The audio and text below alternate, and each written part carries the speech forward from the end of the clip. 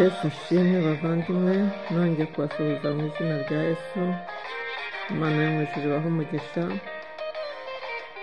Nari ndiho ntekereza muri aka kanya, ndashaka kuvuga ku miryango iriho isenyagurika. Ese biratumwa n'iki? Murebye ukuntu ingo ziriho zisenyuka, iz'abakristu zirasenyuka, iz'abapagani zirasenyuka. Ese byaba biterwa n'iki? Ikintu maze kureba kandi maze kwitegereza inshuti z'Imana,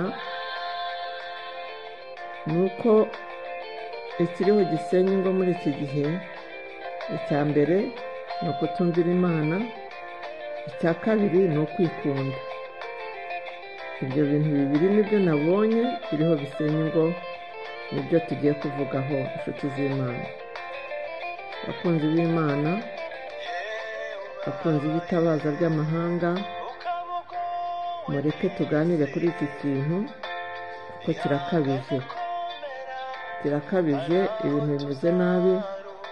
Abana bariho barayipfubya atari imfubyi, abana bariho baranyanyagira mu mihanda, ababyeyi babataye.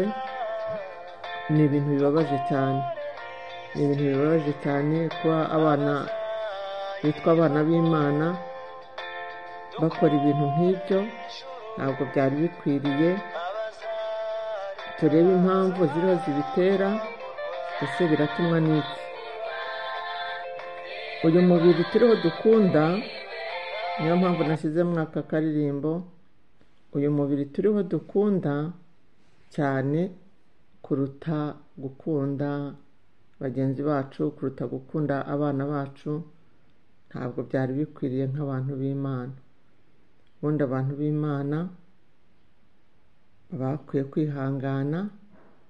Urukundo rurihangana, urukundo rurategereza. Iyo umuntu afite urukundo yihanganira byose, yihanganira ibintu byinshi kandi bigakunda, ibintu bikagenda neza. Abatubanjirije impamvu bagiye bubaka ingo zigakomera, si uko bari batunze byinshi, si uko bari bafite ibintu bihambaye cyane ngo nibyo bakundaniyemo, ngo nibyo byatumye bubaka. Oya, bari bafite kwihangana kudasanzwe.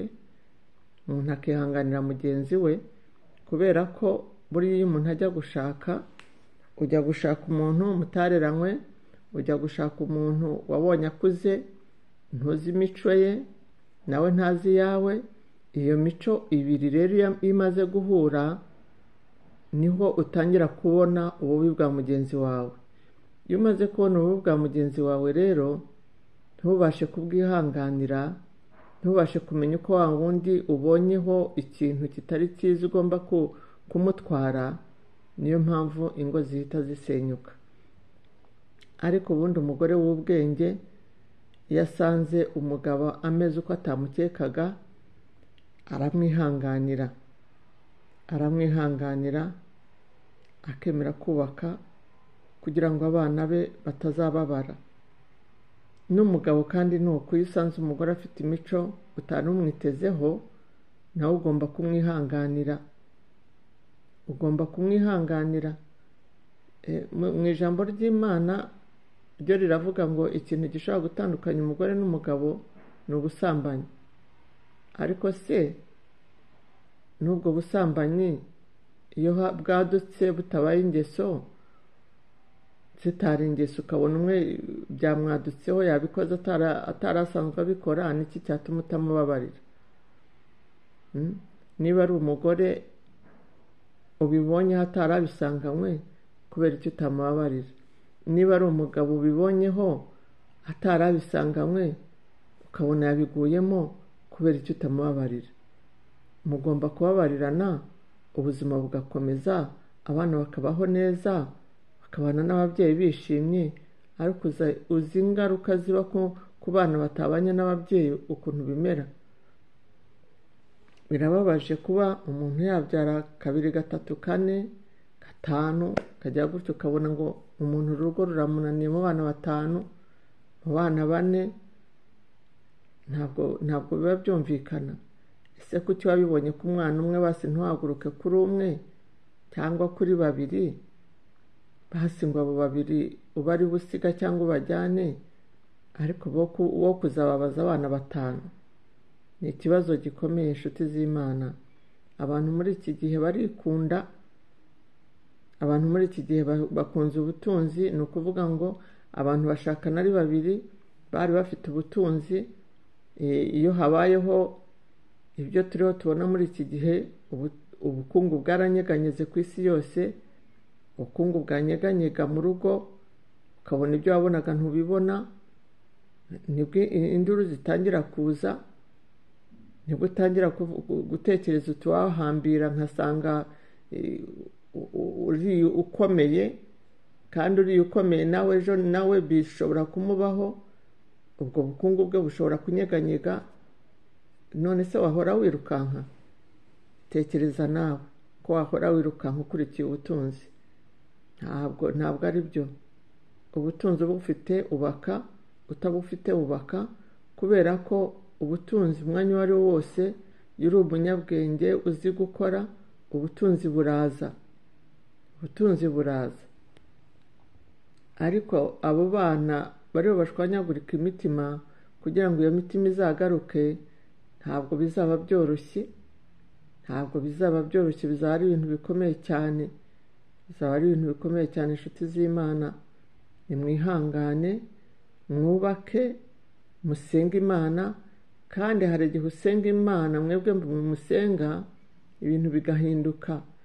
Igihe cyo namaze kubona impamvu kenshi cyane ubona ingo zisenyuka ari iz'abantu b'Imana, nuko baba batumviye Imana.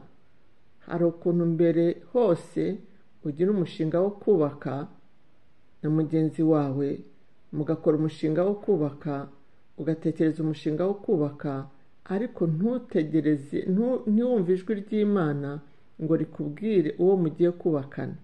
Reka nkubwire inshuti y'Imana, ijwi ry'Imana riza mbere, irya kabiri riza ari iry'umwanzi.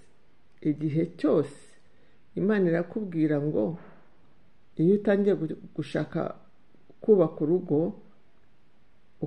ugasenga Imana, ukabona umuntu araje, Imana ikakubwira ngo n'uwo.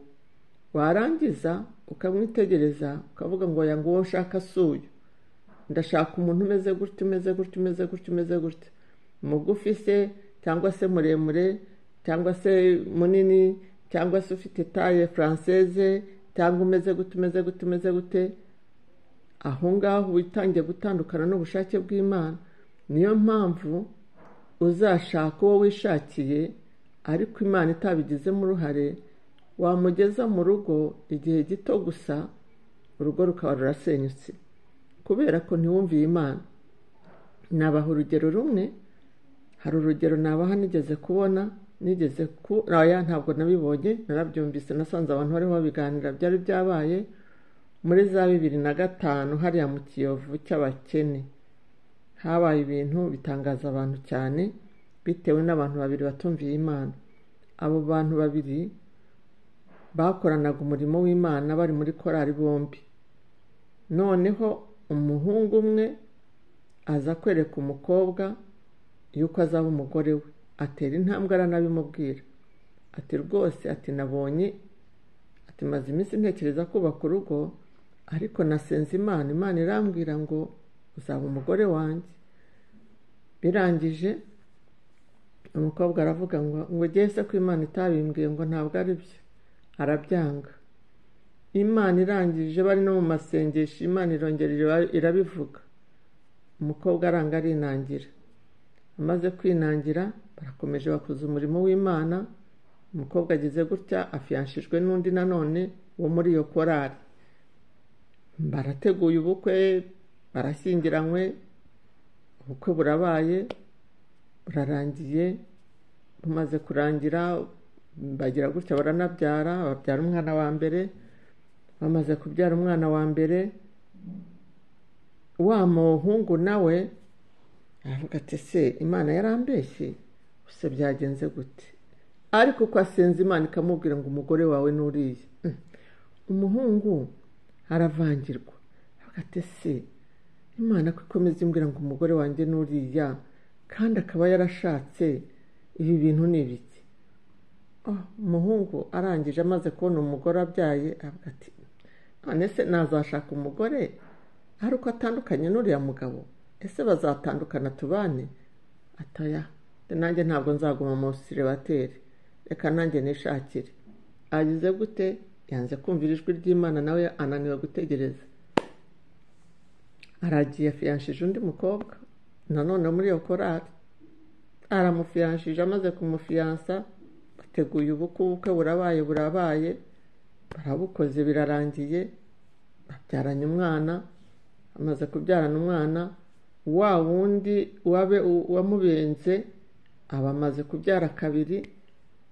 Barakomeje, bariyunga, basabana imbabazi, umurimo w'Imana urakomeza. Maze gukomeza, igihe kimwe bafata urugendo bajya kuvuga ubutumwa ngo Gisenyi. Baragenda bakora umurimo w'Imana, baragaruka, ariko Imana ikakomeza ivuga, ibabwira ngo ntabwo mwumviye Imana. Wa muhungu ikakomeza imubwira, nubwo bashatse bombi, ikamubwira ngo umugore wawe n'uriya. Noneho abahanuzi baba bari mu masengesho basenga, umuhanuzi agahaguruka ngo umugabo wawe n'uriya. Abantu bagacanganyikirwa, bakavuga ati ariko abantu nabo, abahanuzi b'iki gihe nabo baravangiwe, baravuga ngo umugore we n'uriya, kandi abo bose bamaze gushaka, ibya mbere byaranze, byarapfuye, none baravuga ngo umugore we n'uwe gute? Bikabacanga. Nimureke mbabwire inshuti z'Imana, ibintu by'Imana ukwiye kubyitondera kandi biba bikomeye. Wari ukwiye kwizirika ku cyo Imana yakubwiye, ukakirindira, ukihangana ukakirindira. Niba waravuganye n'Imana, Imana yakubwiye ngo umugore wawe n'uriya, uba ukwiye gutegereza. Abantu bajya gufiyansa, Imana yababwiye ngo umugore wawe n'uriya, nabonye ufite umugore umeze gutya, uteye gutya, nabonye muri kumwe, nabonye mugendana. Hanyuma abahanuzi bagaca ku ruhande bakakubwira ngo uriya si umugore wawe, kandi Imana yaravuganye nawe. Imana yarakubwiye, ijwi ry'Imana riza mbere. Hari icyo Imana yakubwiye, ariko ntabwo uriho ushaka kumva icyo Imana yakubwiye, ahubwo uriho urashaka kumva icyo abandi bakubwira. Aho rero uzayoba kandi bizakugora. Hanyuma rero baraje, bageze mu nzira, bavuye mu murimo w'Imana, bakora agisida. Bamaze gukora agisida, icyabaye ni igiki? Wa mugore wabenze wa muhungu, umugabo we yarapfuye. Wa muhungu nawe Imana yakomezaga ibwira ngo umugore we n'uriya, ntiyihangana, agahita ashaka, ngo kuko uw'Imana yamubwiye yashatse, umugore wa wundi nawe arapfa. Urumva, abantu babiri bapfa bazize abandi babiri banze kumvira Imana. Umva ukuntu Imana ijya ikurikirana abantu bayo.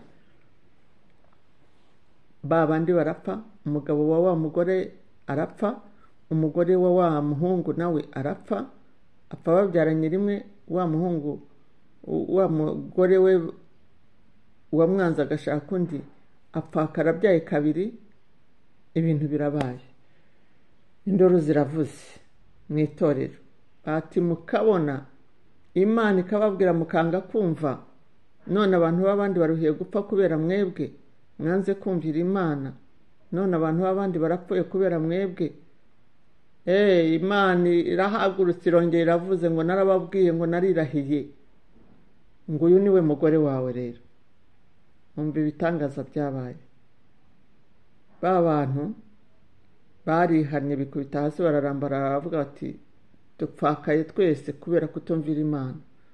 Reka rero noneho dushyire mu buryo twumvira Imana. Wa mugore ajya gushaka wa muhungu, afite abana babiri. Wa muhungu nawe amaze kubyara rimwe. Bakora ubukwe bw'igitangaza, induru ziravuga mu itorero, abantu batinya Imana. Umvi, abantu baratitiye muri iryo torero, baravuga bati umuntu wese akwiye kubaha Imana akumva icyo Imana imubwira, ahubwo ntiyumve icyo abantu bamubwira cyane, ahubwo akumva icyo Imana yamubwiye akagihagararaho. Iyo uriho uzungagiza umutwe gutya utumva icyo Imana yavuganye nawe, uhura n'ibibazo bikomeye cyane. Urumva ibyo bibazo byabaye muri abo bantu byazize kutumvira Imana. Rero nshuti z'Imana, nawe nutumvira Imana ahubwo kumvira abahanuzi bariho muri ibi bihe, muri biriya bihe byo hari hakiriho abahanuzi b'ukuri, ariko n'ubu barahari, hari abariho bahanura ukuri, ariko hariho n'abavangirwa, akaza akakubwira ngo uyu mugabo si uwawe, umugabo mubyaranye 5 akakubwira ngo si uwawe, umugore akaduka agasiga abana n'umugabo akagenda akangara ngo umugabo si uwe. Ntabwo ari ko Imana ikora, ntabwo ari ko Imana ikora. Mwebwe muce bugufi mwumvira Imana, ntukumvira abantu, kuko abantu benshi baravangiwe, abahanuzi benshi baravangiwe muri iki gihe. Ahubwo umva icyo Imana ikubwira wowe. Erega umuntu wese buriya waciye bugufi ugasenga Imana, Imana irakumva kandi ikakuganiriza. Nababwiye ngo ijwi ry'Imana riza mbere. Imana iragusanga ikakubwira ngo mwana wanjye gira gutya, kora gutya, ikakubwira. Hanyuma hashira umwanya irya shitani naryo rikaza rikakubwira ngo ratango reka wikora gutya, ngo ahubwo kora gutya. Ubwo rero iyo wumviye irya kabiri ubutakaye, iyo wumviye irya kabiri ubutakaye.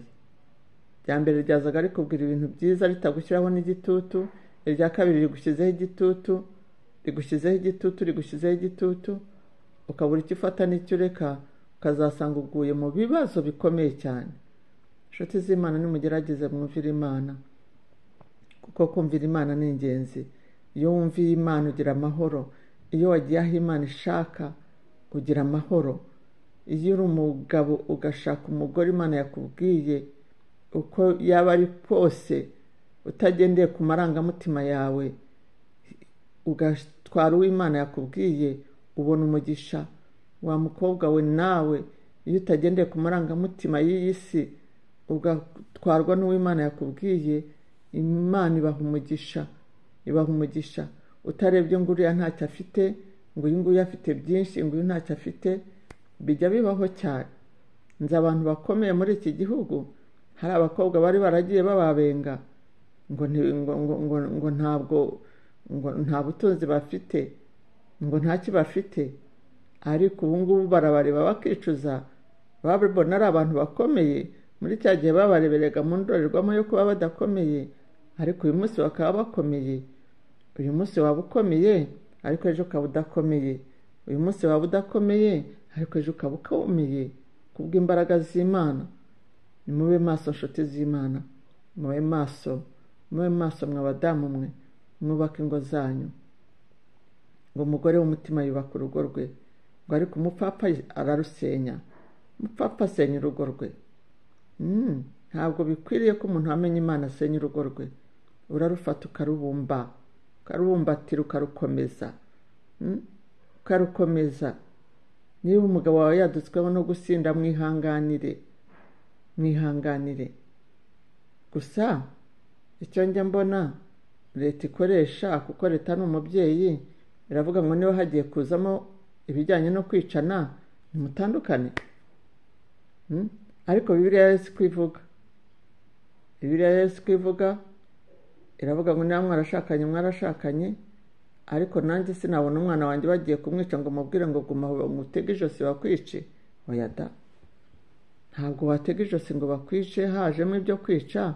Iyo hajemo ibyo kwica urahunga da, wahunga ugasenga wahunze, kuko ntabwo iyo wamaze kujya mu gitoro ntabwo uba ugisenze. Ukabanza ukareba impamvu uwo muntu yadutsweho no gushaka kukwica se ni iyihe.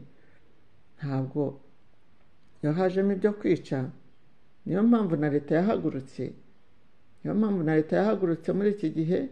Abantu baricana cyane, ugasanga umugore afashe umugabo aramuhondaguye aramwisha asinziriye, ugasanga umugabo nawe yishe umugore. Ibyo nabyo biriho. Iyo hajemo ibyo kwica ibyo numva ari ibintu biba birenze.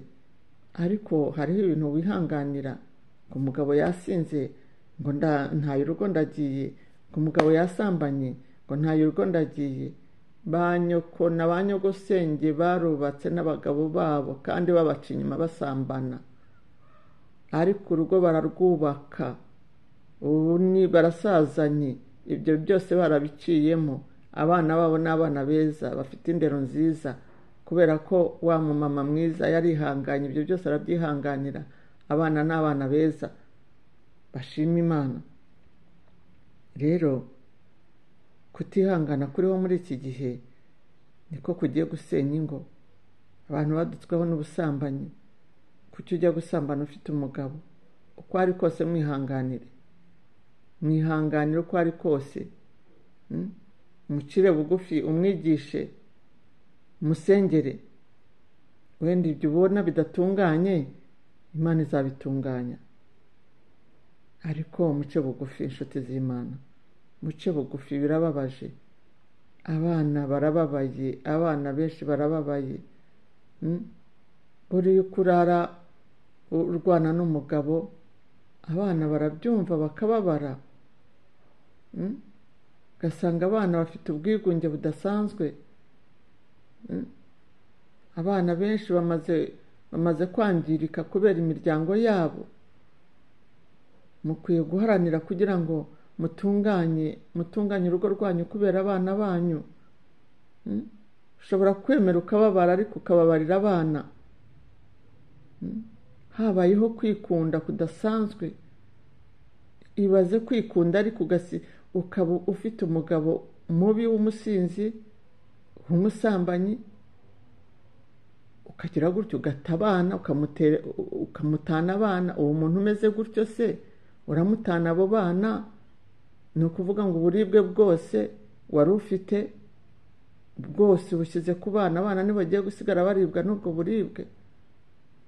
Umugore wasize urugo asigamwe abana b'abakobwa, wa mugabo atangira gufata umwana w'umukobwa yasize, kandi ari uwe yaramubyaye, amugira umugore we.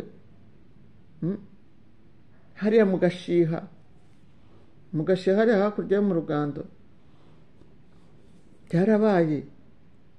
Umwana bimurenze araturika arabivuga, abivuze baramufunga.